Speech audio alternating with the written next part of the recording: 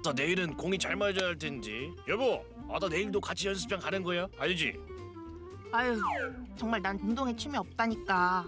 집에 그냥 있으면 안 될까? 아따 또 왜 그래? 이? 부부가 같은 취미를 갖는 게 내 꿈이라고 했잖냐. 아따 그새 까먹었어? 그게 왜 하필 골프야? 그렇게 좋으면 자기나 하든지. 이미 얘기 끝났잖여. 지난번에 같이 하는 걸로. 아따 한입 가지고 두말하면 안 되지. 이? 여보, 이렇게 하는 게 맞아? 폼도 엉성하고 난 역시 골프에 소질이 없는 것 같아. 아따 잘하고 있다니까. 자세 좋아. 자 일단 공만 보고 자신감 갖고 한번 쳐봐. 자 쳐봐. 에이! 아따 아무리 해도 공이 멀리 나가질 않는데 잘하긴 뭘 잘한다 그래요? 아따 처음부터 잘하는 사람이 어디 있어요? 이? 자꾸 연습하다 보면 필드도 같이 나갈 날이 올 거예요. 난 집에서 이것저것 맛있는 거 요리하는 게 더 좋다니까. 아야! 이 무슨 소리요? 당신 왜 그래? 아, 어제 연습장 갔다 온 후로 팔꿈치 바깥쪽이 뻐근하게 아프고 손목이 저릿저릿하다니까요. 아따 어쩐지 어제 그 말은 하기 싫다고 하면서도 악착같이 연습하더라 했더니 엘보 왔네 엘보.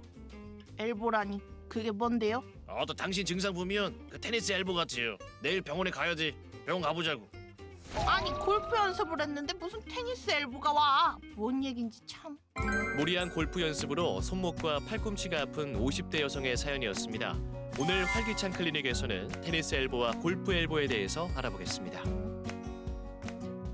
네, 여러분의 활력 넘치는 인생을 위해 활기찬 클리닉 함께 하시죠.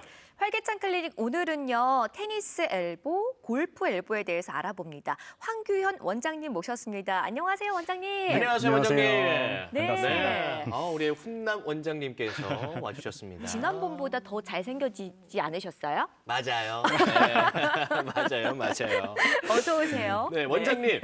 오늘은요. 테니스 엘보 그리고 뭐 골프 엘보에 대해서 알아볼 텐데 이름만 들으면 전혀 뭐 병명 같지는 않거든요. 일단 테니스 엘보, 이 골프 엘보는 어떤 질환인지 정확하게 설명 좀 해주시죠. 어느 날 갑자기 머리를 감거나 물건을 들거나 운동을 하거나 이런 네. 일상생활 동작 중에서 팔꿈치에 통증이 생겨서 불편을 겪는 경우가 상당히 많습니다. 네. 특히 야외 활동이 많아지는 시기에 더 자주 겪게 될 수 있는데요. 네. 오늘은 이렇게 일상생활에서 가장 많이 사용하는 팔꿈치 관절에서 대표적인 질환인 테니스 엘보와 골프 엘보에 대해서 한번 알아보도록 하겠습니다. 네. 아하. 사실 테니스 엘보와 골프 엘보의 정확한 진단명은 네. 외측 상과염과 내측 상과염입니다. 외측 상과염의 경우 테니스를 칠 때 팔꿈치 바깥쪽에 통증이 자주 생기기 때문에 네. 테니스 엘보라고 많이 부르게 되었고요. 네. 내측 상과염의 경우는 골프를 칠 때 팔꿈치 안쪽 부위에 통증이 많이 발생하기 때문에 네. 골프 엘보라고 자주 부르게 되었습니다. 그러면 이 병명처럼 뭐 테니스나 골프를 치시는 분들한테 주로 즐겨 나타나는 걸까요? 물론 테니스나 골프를 치는 분들한테 생기기가 쉬운 것은 사실이긴 한데요. 네. 결국엔 실제 테니스 엘보나 골프 엘보 환자분들은 다양한 원인으로 생기는 분들이 상당히 많습니다. 대부분의 관절 질환들이 그렇듯이 직업적으로 손과 팔을 많이 사용하시는 분들한테 자주 발생할 수 있는데요. 네. 가정주부분들이나 요리사분들, 네. 그리고 미용하시는 분들, 아. 무거운 물건을 자주 들고 내리고 하시는 택배기사분들한테도 네네. 자주 발생할 수 있습니다. 네. 최근에는 컴퓨터를 많이 사용하시는 사무직분들한테도 자주 발생하고 있습니다. 오.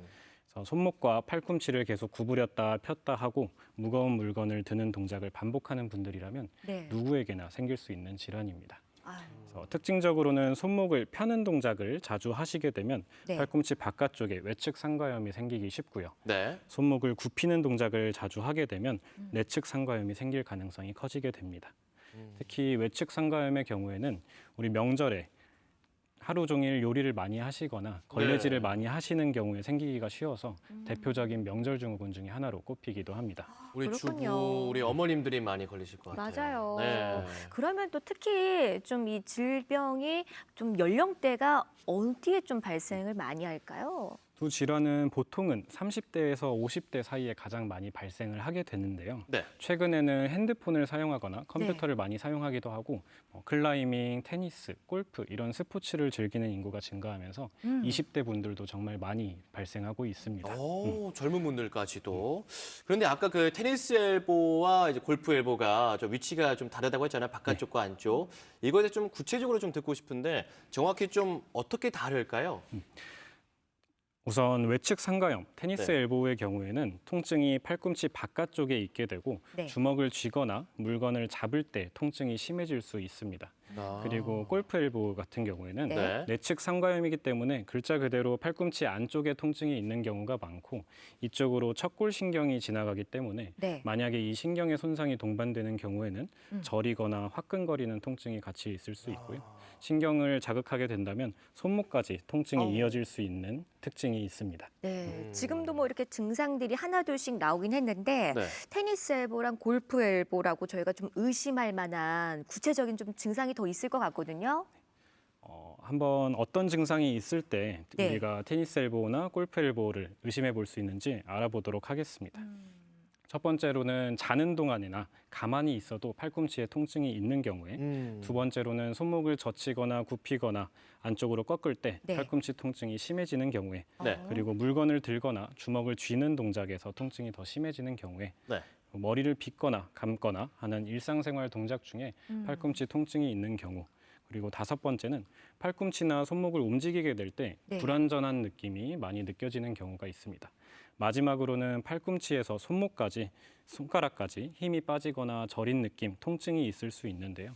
이렇게 말씀드린 것들 중에 두 가지 이상에 해당된다면 꼭 가까운 의료기관에 방문하셔서 진료를 받아보시는 것이 좋습니다. 오, 이 많은 항목 중에 뭐 거의 다가 아니라 한두 가지만 좀 해당이 돼도 병원을 일단 꼭 가보시는 게 좋겠네요. 그러면 무엇보다 치료가 중요하겠다라는 그런 생각이 드는데 그럼 보통의 뭐 관절통 이런 것처럼 뭐 사용하지 않고 그냥 가만히 휴식만 하는 게 도움이 될까요?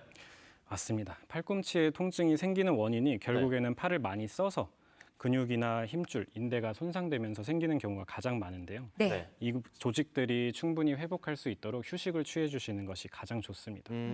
하지만 단순히 휴식만 취하는 것으로는 통증이 좋아지지 않는 분들도 있고 직업적으로 계속 사용하다 보니까 네. 휴식을 취할 수 없는 분들도 많습니다. 네. 이런 경우에 통증을 줄여주기 위한 관리법으로 두 가지 정도를 해볼 수 있는데요. 두 가지요? 네. 바로 얼음찜질과 보호대 착용입니다. 팔꿈치 통증이 발생하는 부위에 네. 얼음찜질을 하루에 3번, 15분 정도 해주시는 것이 좋고요. 네. 대부분의 환자분들이 얼음찜질을 한두 번만 하고 귀찮다고 안 하시는 분들이 많은데 그렇죠. 꼭 통증이 있는 동안에는 계속 해주시는 것이 좋습니다. 온찜질은 안 됩니까? 온찜질도 좋을 수는 있는데 네. 급성적으로 통증이 발생한 경우에는 냉찜질을 하는 게 훨씬 효과적입니다. 아, 그렇군요. 그러면 나머지 또 한 가지는 또 어떤 거죠? 두 번째 관리법은 네. 보호대를 착용하는 겁니다. 네. 팔꿈치 보호대 같은 경우에는 팔과 손을 무리하게 사용하는 경우에 특히 효과적인데요. 네.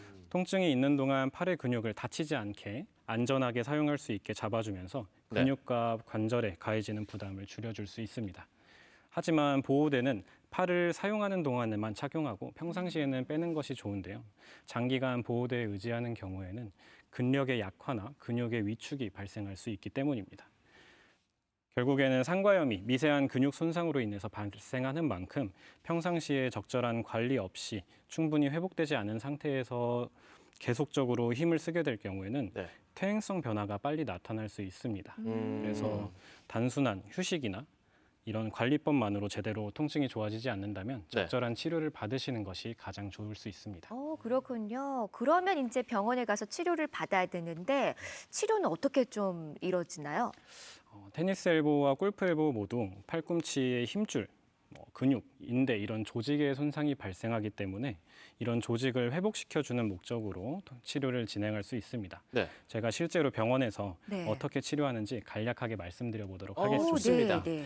일단은 한의학에서는 대부분의 관절 질환 그리고 근골격계 통증 질환을 기혈의 순환 기능이 떨어지는 것으로 보기 때문에 네. 기혈의 순환을 개선시켜주는 것을 목적으로 치료를 시작하게 됩니다. 오. 이렇게 기혈의 소통을 원활하게 하고 근육에 있는 어혈을 풀어주기 위해서 침 치료 그리고 뜸 치료, 부항 치료를 같이 사용해 줄 수 있고요.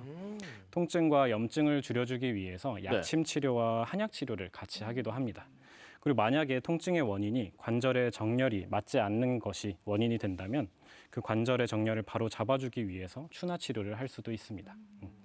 만약에 통증이 만성화되거나 네. 통증 정도가 너무 심하거나 조직의 손상의 정도가 크다면 봉약침 치료를 같이 할 수 있는데요. 네. 이 봉약침 치료는 벌의 독을 추출해서 몸에 주입하는 치료인데 만성 통증이나 신경 장애에 특히 효과가 좋습니다.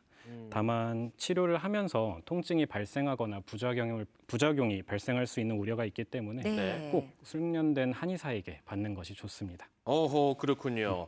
그러면 이 치료 과정에서도 뭔가 이제 특별한 주의 사항이 필요할 것 같은데 어떤 주의할 좀 사항이 있겠습니까? 상과염 대부분은 과사용으로 인해서 네. 생기는 경우가 많기 때문에 네. 치료를 받으시면서 조심하셔야 될 것도 몇 가지 있습니다. 음. 가장 조심해 주시면 좋은 것들이 바로 고강도의 근력 운동은 피해 주시는 것이 좋습니다. 운동을 하시다가 다시 부상이 와서 증상이 심해지는 경우가 많고 만약에 스테로이드 주사 치료를 받는 경우에는 빠르게 통증이 좋아질 수 있지만 그만큼 재발할 수 있는 우려가 높기 때문에 주의가 아하. 필요합니다. 그렇군요.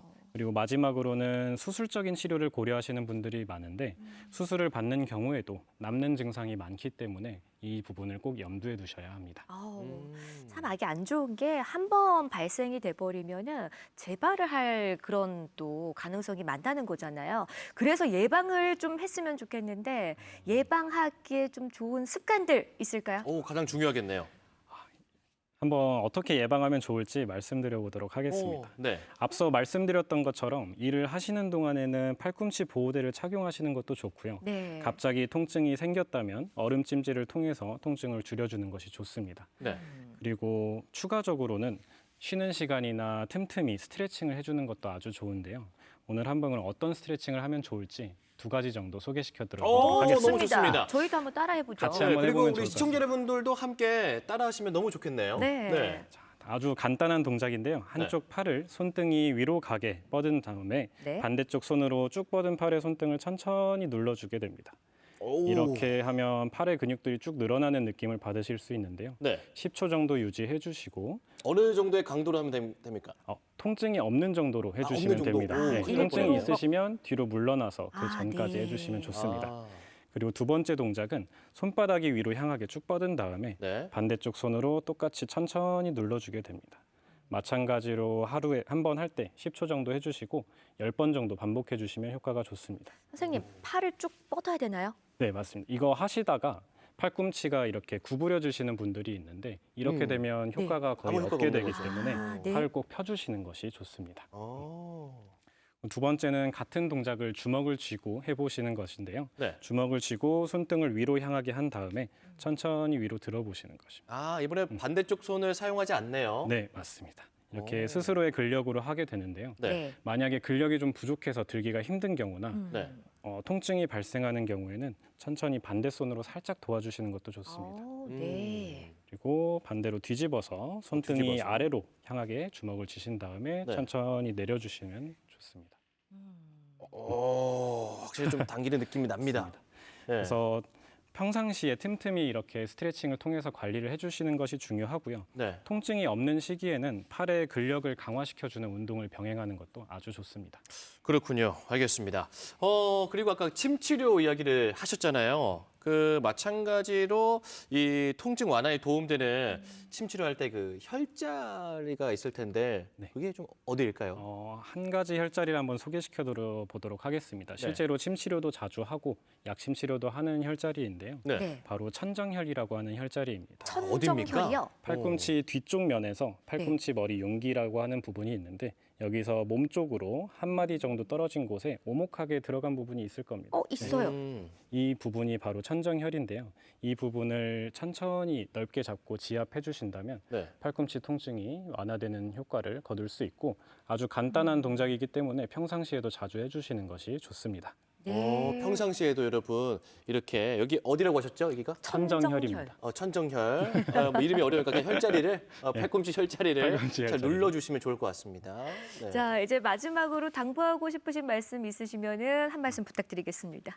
상과염은 대부분 비수술적인 치료, 보존적인 치료로도 아주 잘 나을 수 있는 간단한 질환입니다. 하지만 대부분의 팔꿈치 질환 환자분들이 작은 부위의 통증이다 보니 가볍게 여기시거나 내가 팔을 많이 써서 아픈 거니까 어쩔 수 없다라고 생각하시는 분들이 많습니다. 하지만 적절한 시기에 적절한 치료를 받지 않는다면 통증이 만성화되고 치료 기간이 더 길어지고 또 치료가 더 어려워질 수 있습니다.